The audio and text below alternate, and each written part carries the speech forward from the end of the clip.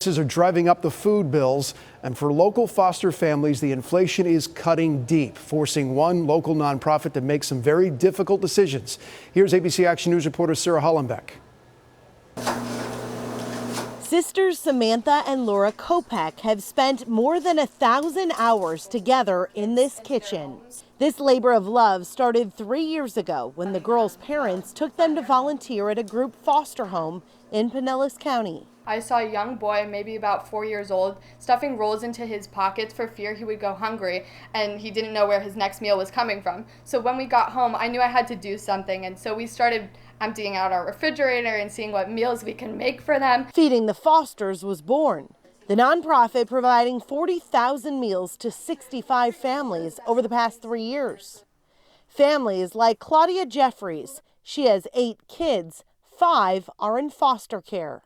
It's a huge lift off our shoulders. The Kopaks gather surplus food from local restaurants, plus groceries. The sisters and their volunteers use the food to make homemade dishes. Which of you is the better cook? Oh, probably me.